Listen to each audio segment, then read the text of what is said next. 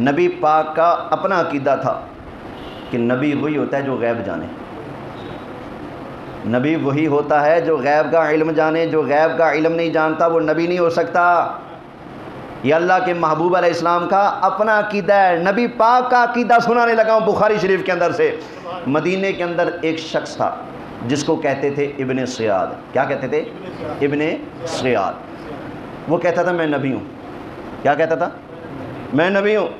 اللہ کے محبوب علیہ السلام ایک دن اس کے پاس سے گزرے، وہ بچوں کے ساتھ نہ کھیل رہا تھا۔ سرکار نے فرمایا او ادھر آ ادھر آ ادھر آ۔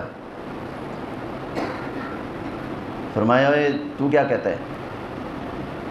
میں نبی ہوں۔ کہتا جی میں نبی ہوں۔ اچھا آگے سے نا نبی پاک علیہ الصلوۃ والسلام نے اس سے پوچھا اتشہد انی رسول اللہ، کیا تو یہ گواہی دے گا کہ میں محمد اللہ کا رسول ہوں؟ اس نے کہا جی بالکل میں گواہی دیتا ہوں آپ اللہ کے رسول ہیں۔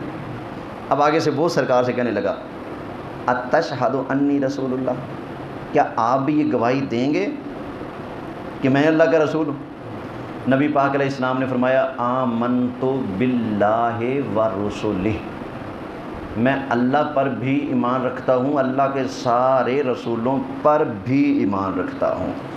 سرکار کا جواب بھی ہو گیا، اس کا منہ بھی بند ہو گیا۔ بھئی جو اللہ کے رسول ہیں ان پر ایمان ہے، تو ہے ہی نہیں تو تجھ پر میرا ایمان بھی۔ یہ سرکار کے فرمان کا مطلب تھا۔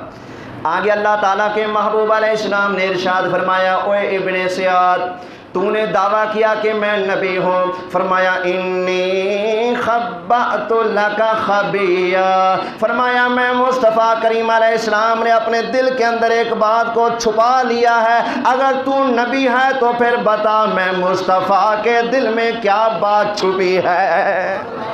فرمایا اگر تو نبی ہے نا تو آ میدان میں بتا میرے دل میں کیا ہے۔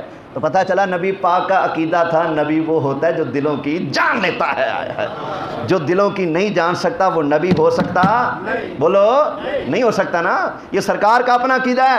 فرمایا ابن سیاد بتا انی خبأت لک خبیہ، تیرے لیے ایک بات میں نے اندر چھپا رکھی ہے، اگر تو نبی ہے تو بتا میرے دل میں کیا ہے، بتا نا، بتا میرے دل میں کیا ہے۔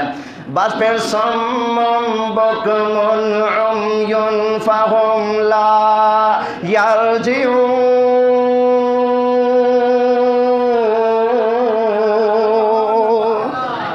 بولیے سبحان